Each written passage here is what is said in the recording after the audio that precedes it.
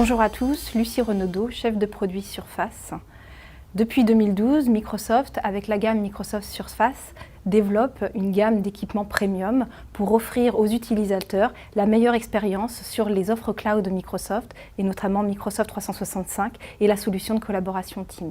En 2016, Microsoft lance le Surface Hub 1, premier tout-en-un dédié à la collaboration pour répondre aux besoins de la salle de réunion. Surface Hub permet de répondre à l'ensemble des scénarios de collaboration. Depuis la même interface, en un simple clic, l'utilisateur peut rejoindre son espace de réunion et l'ensemble de son espace de collaboration.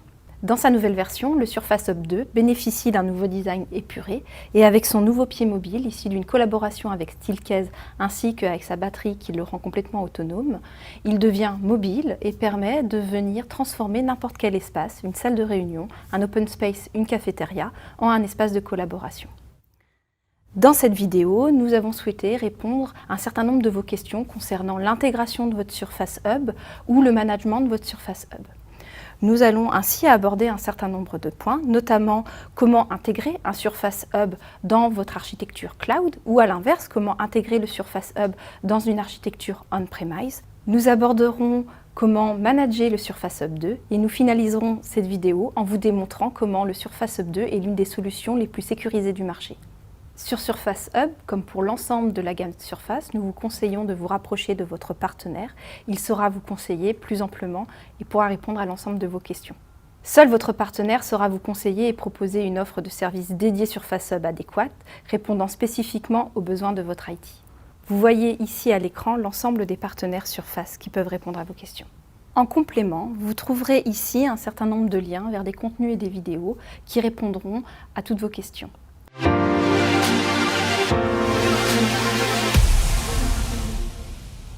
Bonjour à tous, donc nous allons voir en fait aujourd'hui l'intégration des Surface Hub dans différents types d'environnements.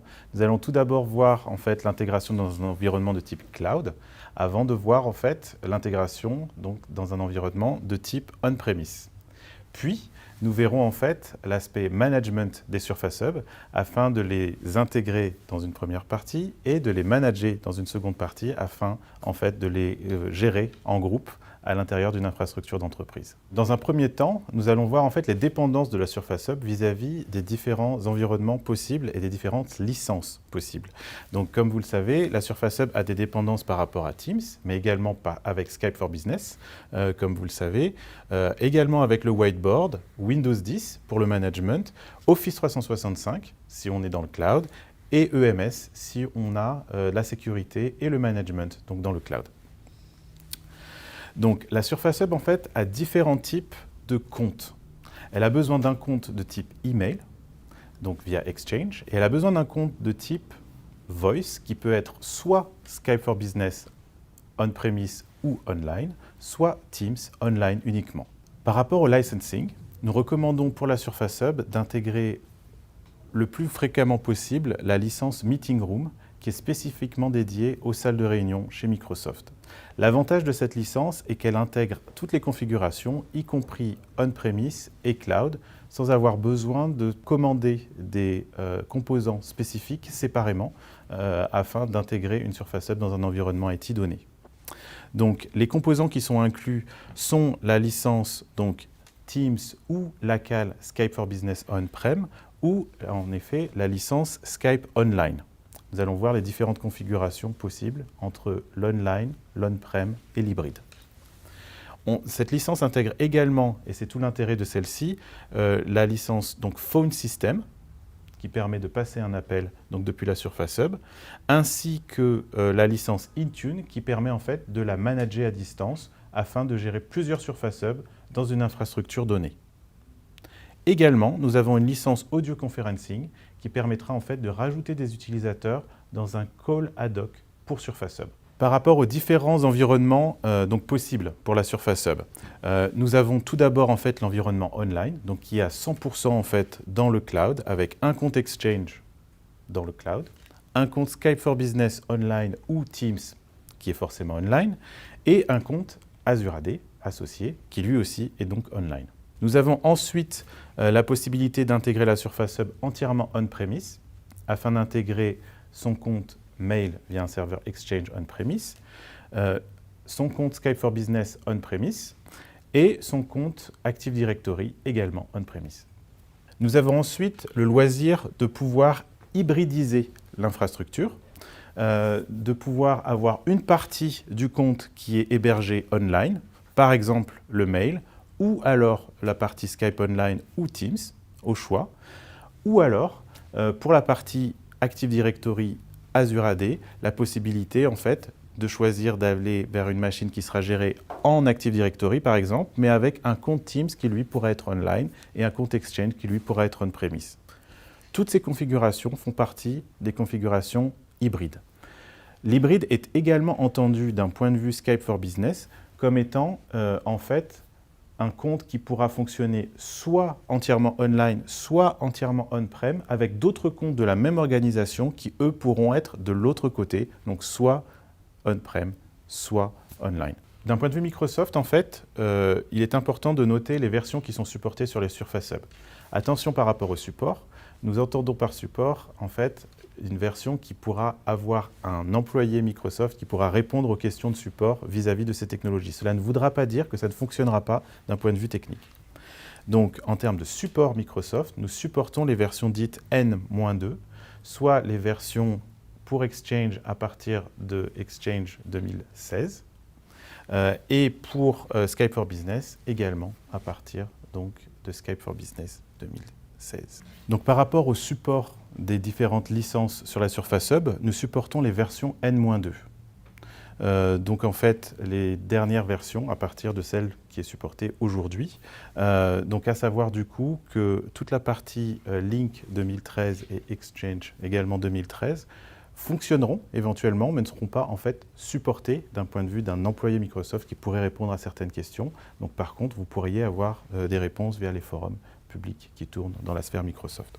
Donc voyons tout d'abord en fait comment créer un compte spécifiquement pour la Surface Hub qui serait entièrement hébergé sur le cloud. Commençons en fait par voir comment créer un compte Skype for Business et Exchange pour la Surface Hub online. Donc nous allons commencer par créer un compte Room Mailbox que nous allons en fait ensuite activer avec une policy ActiveSync. Nous allons ensuite la configurer de telle façon à avoir une acceptation automatique en fait, des invitations afin de pouvoir inviter la Surface Hub. Nous allons ensuite prendre la décision ou pas de faire donc un système de rotation de mot de passe ou permanent. Nous allons ensuite affecter une licence en fait, à cette Room Mailbox et nous allons de façon optionnelle ensuite, si on est online, lui affecter une licence Skype for Business, sachant que par défaut, le compte sera activé pour la partie Teams. On ne pourra pas en fait créer de compte Surface Hub sans passer par du PowerShell. Donc pour installer PowerShell, il va vous falloir en fait installer les plugins donc pour Azure AD et MS Online pour la partie Office 365. Pour commencer, vous allez en fait créer, comme on l'a dit tout à l'heure, une Room Mailbox. Donc vous allez en fait créer une mailbox, vous allez lui affecter un nom ainsi qu'un alias et vous allez ensuite en fait lui définir une réponse automatique du type « This is a Surface Hub Room » ici et à partir de là, la personne qui invitera la Surface Hub recevra en fait une confirmation de sa réunion. La seconde partie sera de lui affecter une licence. Okay. Donc là en fait plusieurs licences pourront être affectées. Techniquement parlant, vous n'êtes pas obligé d'utiliser la licence Meeting Room que nous avons décrite auparavant. Néanmoins, d'un point de vue de l'optimisation des fonctionnalités et du prix, il vaudra mieux partir sur ce type de licence. Ensuite, comme décrit précédemment dans le petit diagramme, vous allez en fait activer en fait, le compte en ActiveSync. Donc vous allez d'abord créer la policy ActiveSync que vous allez ensuite déployer sur le compte que vous aurez créé. Par la suite, il s'agit ici en fait de l'étape la plus importante par rapport à la création du compte Surface Hub. Vous allez lui affecter une commande qui s'appelle Set Calendar Processing, qui va permettre en fait de configurer le compte pour qu'il soit spécifiquement utilisable par la Surface Hub. Notamment, ce qu'il faudra retenir, ce sera toute la partie hello-conflicts égale false, qui permet en fait de s'assurer que la Surface Hub n'est pas réservée par plusieurs personnes. Et également la partie delete comments égale false qui vous permettra de vous assurer que les commentaires soient bien activés puisqu'on a une double négation, de telle façon à pouvoir avoir la metadata donc, de l'invitation qui fasse bien partie de l'invitation donc, de la Surface Hub.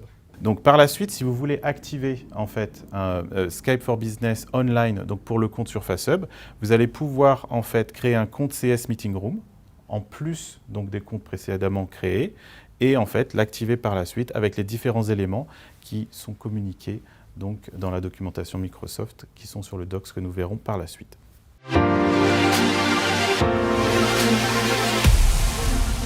Nous allons maintenant voir en fait, comment activer et créer un compte donc, pour que celui-ci soit hébergé on-premise. Okay, donc vous allez voir en fait, que en fait, les étapes sont à peu près les mêmes que celles que nous avons vues pour le cloud. Nous allons juste voir, souvent en fait, dans l'on-prem, nous avons un compte qui est préexistant par rapport à la salle. Donc vous allez voir si ce compte préexiste ou non, et là vous allez en fait effectuer une stratégie qui, elle, sera différente. Pour tout le reste, à savoir pour la partie Active Sync Policy, pour la partie Auto Accept Calendar, pour la partie rotation du mot de passe, pour la partie Skype for Business, ce sera strictement la même chose. Donc, comme nous l'avons vu en fait dans le cadre d'une création de compte pour l'online, nous allons tout d'abord commencer en fait par créer une mailbox que nous allons ensuite configurer selon nos besoins, à savoir lui déployer en fait une policy ActiveSync. Nous allons ensuite lui donner des paramètres particuliers ce dont nous avons besoin, donc notamment sur la partie password, où nous ne voulons pas en fait activer de password, puisque nous voulons être justement en ActiveSync, et nous voulons également en fait lui affecter une Room Mailbox, un compte de team Room Mailbox, de telle façon à ce que celui-ci soit processé spécifiquement pour les salles de réunion. Enfin, comme nous l'avons vu pour la configuration cloud, la commande Set Calendar Processing est vraiment le cœur en fait, de la configuration du compte Surface Hub, qui va vous permettre de donner en fait, l'identité, d'effacer les sujets qui ne servent à rien donc, dans le cadre de la réservation de salle pour la Surface Hub.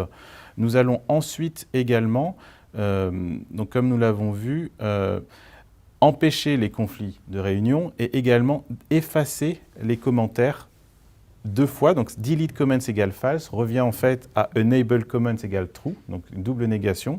Cela veut dire qu'on souhaite que la metadata à nouveau soit intégrée dans le compte Exchange afin que la réservation et surtout le meeting, donc Skype ou Teams, soit bien inclus dans l'invitation Exchange. Comme nous l'avons vu également, nous pouvons choisir en fait de ne jamais faire expirer le mot de passe. Mais dans le cadre d'une Surface Hub qui serait en fait jointe à l'AD, on pourrait faire une rotation de mot de passe. Nous avons maintenant la possibilité, en effet, sur la Surface Hub, d'activer la rotation de mot de passe sur la Surface Hub. Donc, nous allons ensuite nous intéresser à la partie Skype for Business. Et nous allons donc l'activer en CS Meeting Room, comme nous l'avons vu tout à l'heure. Et nous allons ensuite passer par les différentes étapes qui nous permettront en fait d'activer le compte Skype et donc d'avoir un call sur la Surface Hub. Donc pour la configuration en fait, de ces deux comptes, que celui-ci soit on-premise, que celui-ci soit dans le cloud ou que celui-ci soit hybride, eh bien vous allez devoir passer par différents menus de la Surface Hub lors de la première ouverture de votre Surface Hub. Ma recommandation personnelle est, dans le cadre de la première installation, de vous passer au plus vite en fait, du menu qu'on appelle Ubi et d'aller directement dans le menu Settings, que vous verrez dans un autre module plus tard, de façon à avoir la granularité de configuration que vous n'avez pas dans ce menu-là pour la première Surface Hub installée. Comme je le dis souvent, en fait, la première Surface Hub, toute la complexité vient de la première Surface Hub. Si vous arrivez à installer une Surface Hub, vous pouvez en déployer 300 par la suite sans le moindre problème. Donc, dans le cadre d'une configuration classique, donc à savoir avec une Surface Hub, une première Surface Hub qui fonctionne comme vous le souhaitez, vous allez en fait commencer par rentrer le compte que vous avez créé. Okay. Donc idéalement, comme on l'a dit souvent dans les formations Surface Hub, assurez-vous que le compte Exchange soit égal au compte Skype for Business, qui soit égal au compte AD. C'est par défaut configuré de cette façon-là dans le cloud, ça ne l'est pas dans l'on-premise. Du coup, faites bien attention à cette nomenclature. Une fois que vous avez rentré le compte, en fait, vous allez lui déterminer un nom, le nom de la Surface Hub, et une device name qui apparaîtra en fait en bas. Donc je récapitule. Donc le device name, lui, sera le nom de la machine dans l'AD ou l'Azure AD. Le friendly name sera celui que vous verrez en bas. Vous avez le choix pour la Surface Hub en fait, de partir sur 3 types de configurations principales en ce qui concerne l'Active Directory. Vous pouvez en fait joindre la Surface Hub directement à l'Active Directory on-premise. Vous pouvez également le joindre sur Azure AD, à savoir que sur la version actuelle de l'OS Surface Hub, qui tourne en 17.03, vous ne pouvez pas simultanément avoir Azure AD et le single sign-on. Du coup, faites attention par rapport à ce mode-là. Si vous souhaitez authentifier vos utilisateurs sur la Surface Hub, évitez ce mode-là pour pouvoir activer le single sign-on. Vous pouvez aussi décider en fait d'aller en local admin, auquel cas vous n'êtes ni à l'Active Directory, ni sur Azure AD, vous êtes en Island, auquel cas pour changer les configurations de chaque Surface Hub, vous devrez manuellement y accéder. Si vous allez en fait vers un compte qui sera configuré en local admin, vous pourrez en fait lui définir un username, un password directement depuis l'interface de la Surface Hub. Si vous décidez d'aller dans un compte AD ou Azure AD, en fait, vos mots de passe et nom de compte seront automatiquement configurés par rapport à vos groupes configurés dans Azure AD ou dans l'Active Directory.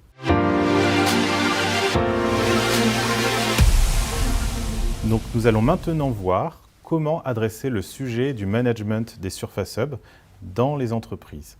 Donc nous avons 4 options au total pour les Surface Hub.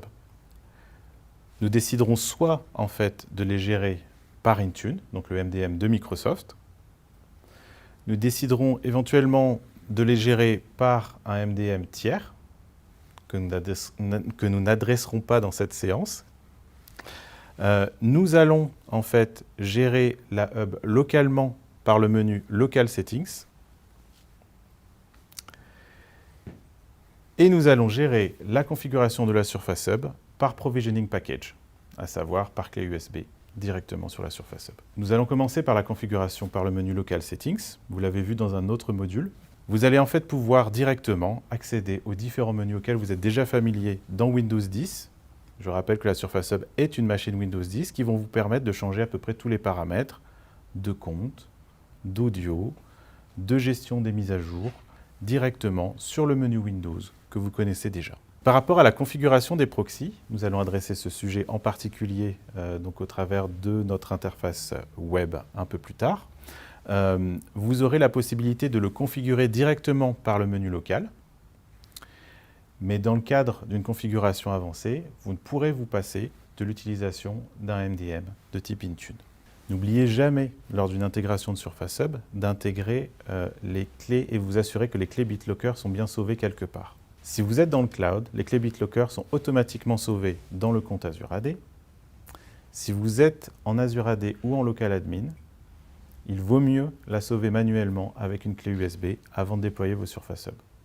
Autrement, vous serez constamment, on vous demandera constamment en fait, de le sauver quelque part, ce qui risque de compromettre l'expérience de la Surface Hub. Donc venons-en au Provisioning Package. Donc le Provisioning Package se configure par un outil qui s'appelle WCD, donc pour Windows Configuration Designer. Voilà, donc voyons maintenant en fait la possibilité de configurer ce qu'on appelle les Provisioning Package par un outil qui s'appelle WCD ou Windows Configuration Designer.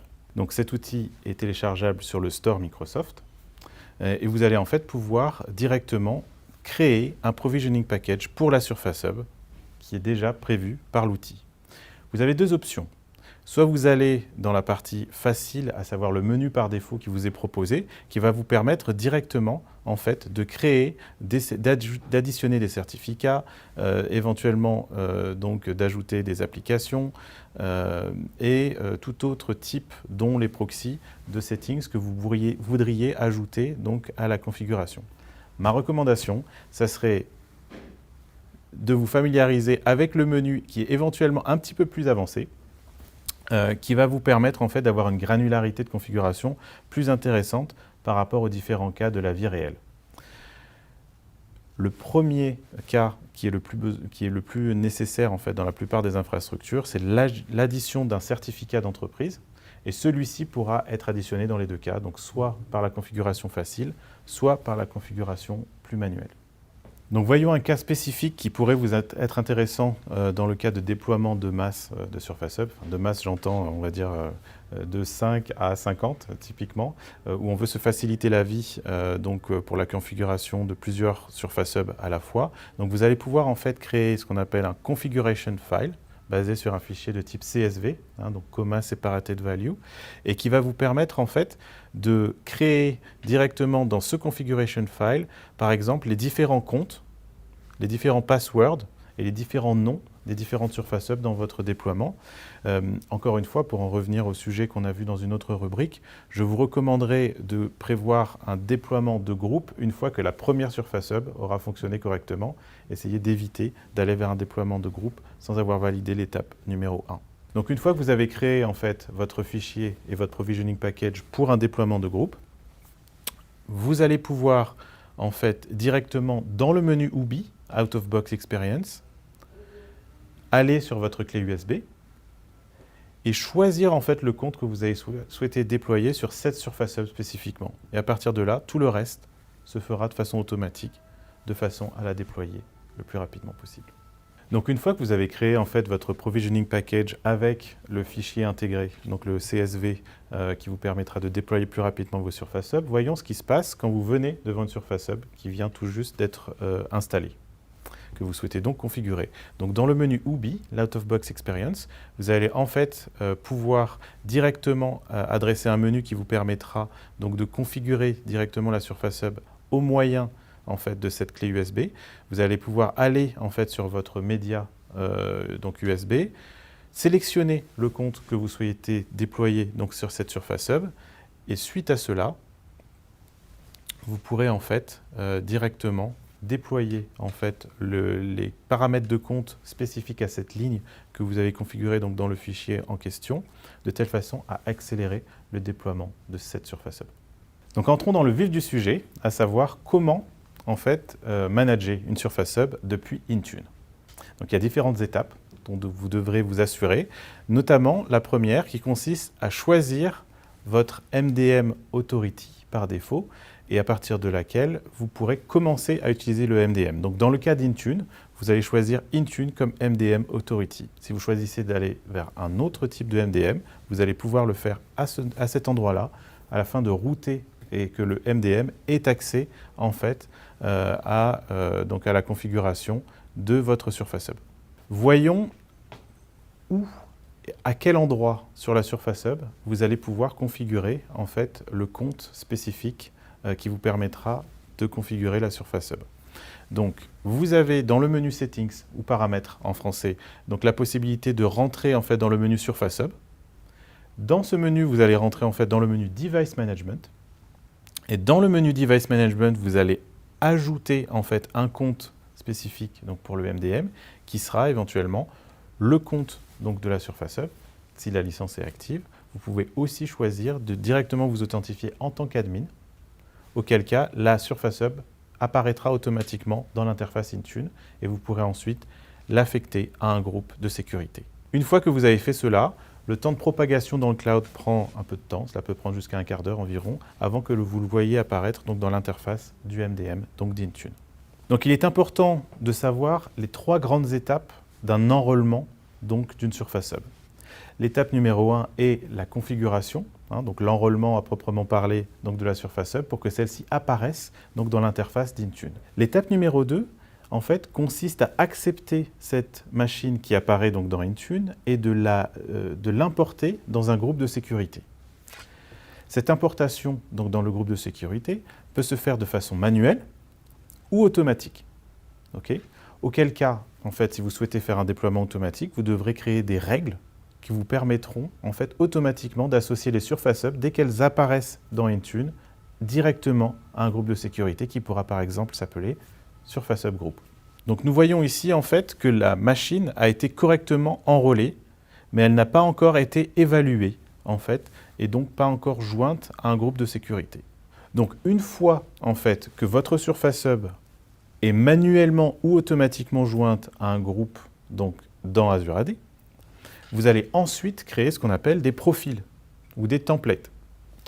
Donc à partir de ce moment-là, vous allez en fait spécifiquement choisir de configurer certaines choses. Par exemple, vous allez vouloir configurer l'image de background du welcome screen, ou vous allez plus communément vouloir changer la page par défaut en fait, donc de Edge, qui vous permettra dès l'ouverture de Edge d'aller par exemple vers votre page d'entreprise. Vous allez aussi par exemple vouloir changer le menu Windows de telle façon à faire apparaître des apps qui seraient particulières à votre entreprise. Donc dans ce cadre-là, en fait, ces types d'options ne peuvent être accessibles que par l'utilisation d'un MDM. Donc une fois que vous avez votre Surface Hub qui fait partie d'un groupe de sécurité, que vous avez créé des profils, vous allez en fait déployer ces profils sur les groupes de sécurité et à partir de là, la Surface Hub appliquera en fait les profils que vous aurez déployés. Donc la logique est relativement simple. Par rapport aux fenêtres notamment de maintenance, vous pourrez choisir que les mises à jour en fait des Surface Hub ne soient en l'occurrence appliquées qu'à partir, en l'occurrence par défaut, de 2 ou 3 heures du matin, pour éviter en fait que les reboots aient lieu de façon intempestive pendant la journée. Un certain nombre de settings sont créés par défaut dans Intune pour vous faciliter la vie pour les Surface Hub, dans la catégorie Windows 10 Team Edition. Si vous souhaitez aller et configurer certains paramètres qui ne sont pas proposés par défaut, vous avez la possibilité d'aller vers ce qu'on appelle des OMA URI ou des Custom URI. Ces déploiements vous permettent en fait, de façon manuelle, de créer en fait une OMA URI. Donc en l'occurrence, si on souhaite changer, comme je le suggérais tout à l'heure, la home page, donc la page par défaut de votre explorateur Edge, vous allez rentrer cette URI, donc à savoir alors, vendor, msft, policy, config, browser, homepage. Et à partir de là, vous allez rentrer une donnée de type string avec une URL, par exemple, de type www.microsoft.com. Auquel cas, la page par défaut sera la page Microsoft. Nous avons un grand choix qui va aller croissant, donc de granularité en fait, en ce qui concerne les profils disponibles et les profils que vous pouvez créer manuellement. Donc je vous invite en fait à aller régulièrement sur la page Docs de la Surface Hub afin de bénéficier des mises à jour en fait, donc de ces différents profils et façons de configurer à distance donc la Surface Hub.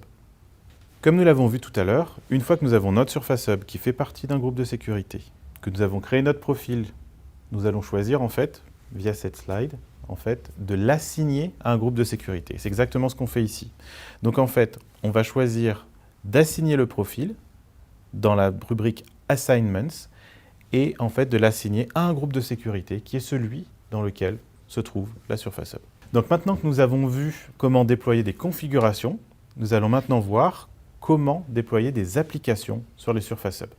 Plusieurs méthodes s'offrent à vous. Donc en ce qui concerne donc le déploiement d'applications sur le Surface Hub, vous pouvez le faire par le menu Local Admin via le Windows Store qui est disponible uniquement pour les admins de la Surface Hub. Donc les utilisateurs, eux, n'ont pas le loisir de pouvoir changer les applications installées sur le Surface Hub. Vous pourrez aussi déployer des applications privatisées qui auront été déployées sur ce qu'on appelle le Store for Business, donc dédié à l'entreprise qui possède les Surface Hub. Vous pourrez déployer les applications par Intune. Ce sera l'essentiel des configurations que nous verrons. Vous pourrez également le faire par Provisioning Package, mais encore une fois, pour le déployer en fait par Provisioning Package, vous devrez auparavant vous assurer que vous avez accès à un Store for Business qui vous permettra de télécharger ce qu'on appelle les packages offline. Donc des petites choses à retenir avant de déployer, c'est que la Surface Hub ne peut installer que des UWP, des Universal Apps, donc soit les apps qui sont sur le Store Microsoft dédiés au Surface Hub. Donc toutes les applications du Store ne sont donc pas nativement compatibles avec les Surface Hub, il faut s'assurer qu'elles le soient spécifiquement pour le produit. Afin de vous assurer de déployer des applications offline, vous devez vous assurer que celles-ci sont déployées sur le Store for Business. Donc nous allons voir en fait dans cette slide l'architecture qui consiste à travailler entre le store public et le store privé, pour une entreprise donnée. Donc, mettons que vous êtes un éditeur de logiciels et que vous souhaitez travailler de façon privative avec un client. Donc vous allez pouvoir, en tant que développeur, directement choisir de le publier sur le Consumer Store, à savoir le store par défaut, qui est accessible sur toutes les Surface Hub et sur tous les PC donc disponibles. Mais vous allez aussi pouvoir choisir de le déployer sur le Business Store. Donc si vous souhaitez le déployer sur le Business Store et sur le Consumer Store, ne vous embêtez pas, déployez-le uniquement sur le Consumer Store. Si vous souhaitez le déployer de façon privative pour un client donné, déployez-le uniquement sur le Business Store, auquel cas le client pourra déployer cette application par son Business Store sur les Surface Hub en question. Cette architecture fonctionne pour les Surface Hub, mais également pour tous les PC Windows 10. Donc la première chose à faire consiste à créer le pont qui existe entre le Store for Business et Intune, pour que les deux produits puissent dialoguer ensemble. Du coup, assurez-vous que les deux produits soient configurés pour donc, fonctionner ensemble en allant dans l'interface Store et en activant donc, Intune pour lui donner accès au Store for Business. Une fois que le Business Store a été créé, nous souhaitons créer un pont avec Intune, de telle façon à ce que Intune puisse déployer des apps qui sont elles hébergées dans le Business Store. Et vous allez pouvoir le faire en fait en accédant au menu d'Intune qui en fait va accéder au Business Store en ayant ce lien d'activer. Donc une autre chose d'importance est de s'assurer en fait d'activer dans le Business Store les applications en ce qu'on appelle offline. Afin de le déployer sur Intune, vous allez pouvoir déployer des applications uniquement si elles sont activées en offline. Certaines applications sont uniquement disponibles en online, auquel cas ces applications ne pourront pas être déployées par Intune. Uniquement les applications déployées et activables en offline pourront l'être, puisqu'en fait, le mécanisme est le suivant. Le Business Store héberge les applications, Intune va en fait les télécharger, puis les déployer sur les Surface Hub. Donc, du coup, pour télécharger ces applications sur Intune, il faut qu'elles soient disponibles offline. Donc, dans le store, vous allez également choisir Intune comme outil de déploiement et de management, afin que dans les deux sens, donc Intune puisse avoir accès au Business Store et que le Business Store autorise l'accès d'Intune par rapport au Business Store, de telle façon à ce que ces deux outils travaillent ensemble. Donc, dans l'outil Intune, une fois que les applications font partie du Business Store, vous allez tout d'abord commencer par un outil de synchronisation, donc qui vous permettra de mettre à jour rapidement, au lieu d'attendre en fait le quart d'heure que cela prend parfois, les applications et les rendre disponibles tout de suite donc, sur le portail Intune. Donc une fois en fait que vous avez vos apps disponibles dans le portail Intune, vous allez choisir de les assigner à un groupe de sécurité donné, groupe de sécurité dans lequel seront les Surface Hub que vous avez précédemment déployés. Les applications JT2Go en l'occurrence seront assignées à un groupe de sécurité qui se trouve être le groupe Surface Hub Device que nous avons vu tout à l'heure. Adressons maintenant le sujet des mises à jour des Surface Hub. Donc un certain nombre d'options s'offrent à vous. Donc vous avez la possibilité en fait de le faire par un serveur WSUS, auquel cas à vous en fait de décider quel patch Cumulative Update sera déployé sur les Surface Hub. Notre recommandation est de toujours, bien sûr, vous assurer que les patchs de sécurité publiés par Microsoft soient installés le plus rapidement possible, quoi qu'il arrive, sur les Surface Hub. Vous avez en fait dans le menu par défaut, donc dans le menu paramètres de la Surface Hub, la possibilité de configurer l'URL de votre serveur WSUS de telle façon à pouvoir par la suite le configurer. Vous avez la possibilité ensuite de décider de l'horaire à laquelle s'appliquera la mise à jour. Okay. Donc, comme nous l'avons vu tout à l'heure, vous pouvez le faire donc, par Intune afin donc, de changer l'horaire de déploiement.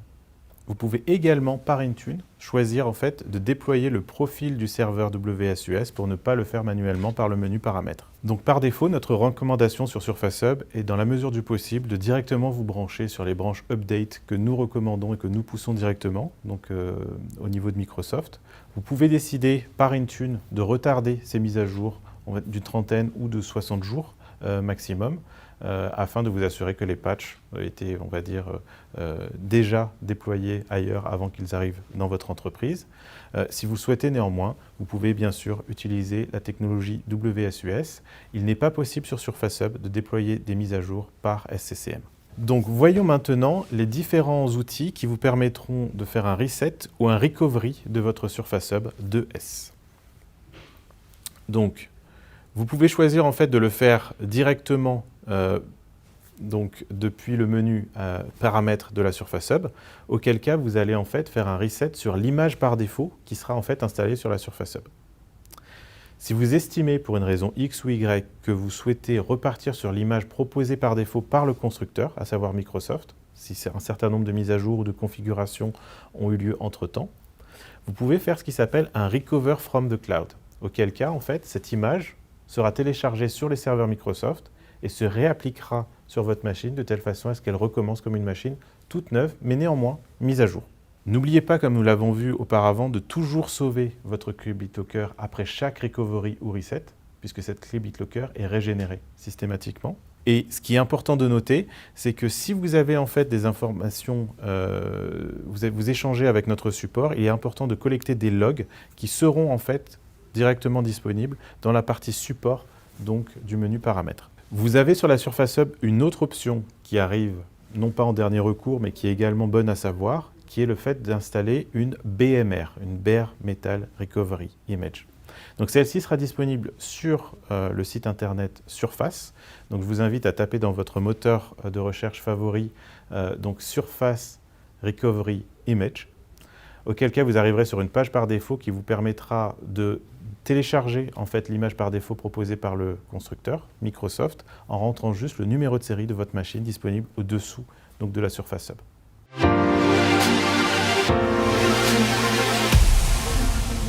Le Surface Hub est un produit collaboratif à destination de tous les employés d'une entreprise. Dans la majorité des cas, il est donc laissé en accès libre dans un espace, permettant à chacun d'y mener une session d'idéation, de coédition à distance ou une visioconférence. Il est donc important de comprendre les mécanismes de sécurité mis en jeu, car de nombreuses données, parfois confidentielles, transitent sur l'équipement. Je vous propose d'aborder le sujet en 4 étapes. D'abord l'accès à l'équipement, l'accès au réseau, le stockage des données et enfin l'authentification. Du fait de son usage, c'est-à-dire un équipement accessible par n'importe quel collaborateur, le Surface Hub a été développé dès le départ sur une plateforme sécurisée Windows Team Edition. Cette plateforme se comporte comme un kiosque, c'est-à-dire qu'elle n'exécute que les services nécessaires à ce pour quoi le Surface Hub a été conçu. Dès le démarrage, l'UEFI, avec le Secure Boot couplé à une puce TPM, n'autorise le chargement du système d'exploitation qu'après plusieurs étapes de validation, dont la vérification des signatures du code. En d'autres termes, aucun autre système d'exploitation ou altération de celui qui est proposé par Microsoft ne peut s'exécuter.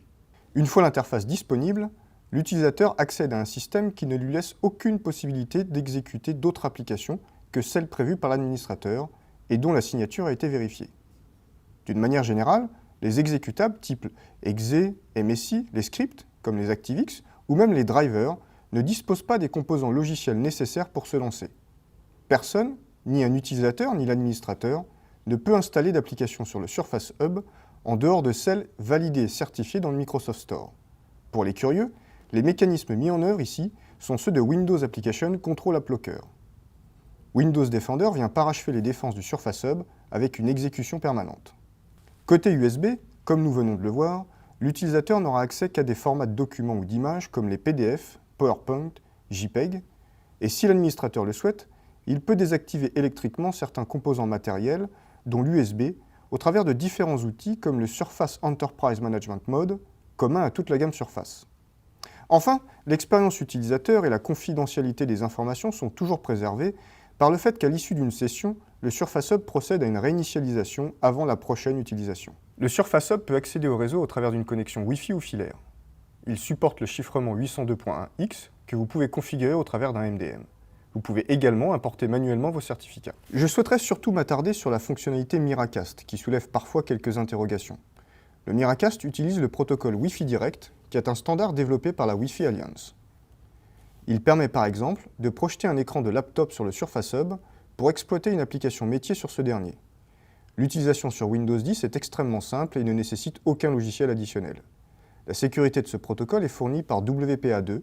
Le Surface Hub supporte une authentification dans ce cas de figure avec un code PIN, renouvelé toutes les 30 secondes. Un article complet détaille très précisément les mécanismes mis en œuvre. Je vous invite à vous y référer si besoin. Mais il est également possible d'utiliser le Miracast over infrastructure. Pour faire court, au lieu d'utiliser une connexion point à point pour projeter son écran, c'est le réseau d'entreprise qui va être utilisé. Pour l'utilisateur, c'est complètement transparent, rien ne change pour lui. Mais techniquement, Au lancement de la demande Miracast, si le poste arrive à résoudre le nom DNS du Surface Hub, il bascule automatiquement sur le réseau d'entreprise. Il y a un autre avantage à cette méthode, c'est qu'on bénéficie généralement d'une connexion plus stable, le Wi-Fi direct étant sensible aux perturbations, comme le four micro-ondes qui se met en route à la cafette.